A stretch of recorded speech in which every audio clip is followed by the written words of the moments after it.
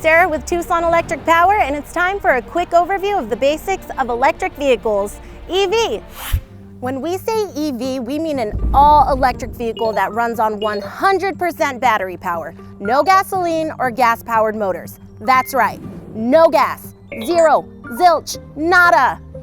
This is different from hybrids or plug-in hybrid vehicles, which use 2 or more types of power, such as a gasoline-powered motor, an electric motor, and batteries to run a car. Okay, so EV stands for electric vehicles, which run on battery power instead of gasoline. How far can they go? Many EVs can be purchased with different sized batteries, allowing for longer or shorter driving distances between charges. And with battery technologies continuing to improve, many of today's EVs can go 150 to 400 miles or more without charging.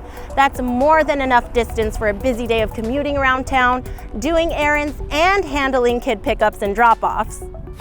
So how do you charge an EV? The answer is simple. You plug it in. In much the same way you would charge your cell phone, electric vehicles are charged by plugging them in.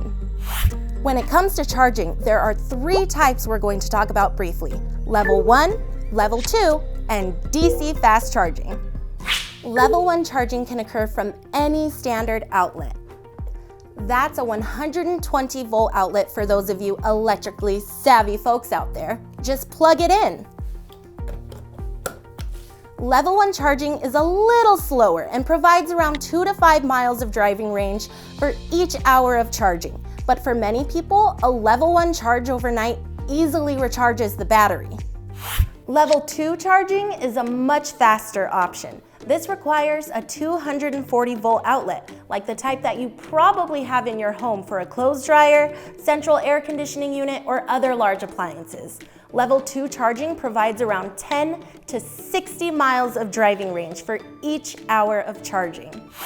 And finally, there is DC fast charging. This type of charging can add around 60 to 100 miles of driving range in 20 minutes. Wow, that's fast! All across Tucson, Arizona and the world, you'll find a lot of Level 2 and DC fast charging stations. While there are several types of charging plugs depending on your vehicle, there are also numerous handy apps and websites for locating charging stations in your area for your plug type. Think of these different charging and plug options as different grades of gasoline. We all had to learn not to put diesel into a car that takes unleaded. It's as simple as learning to use the right plug connector for your vehicle type. Paying at charging stations is easy too. For starters, some charging stations around town offer free power. That's right, you heard me. There are some places around town you can charge your car for free. And at other chargers, you download an app to your smartphone, which gives you access to better pricing. Like with gasoline, the pricing does change over time. So for the purposes of this video, we'll say as a general expectation that charging is about 1/3 the cost of fueling a traditional gasoline vehicle. With so many charging options available, it's easy to charge up during the day if you need to.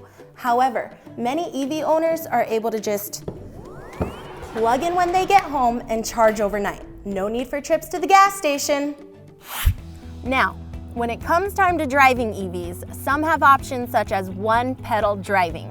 Basically, as you ease off the accelerator pedal, the car uses regenerative braking to stop by itself. So instead of just coasting, the batteries are recharged by capturing the momentum of the moving car. That's why it's called regenerative braking. You're regenerating electricity through the braking process. But don't worry, the brake pedal is still there and it can always be used to stop the car.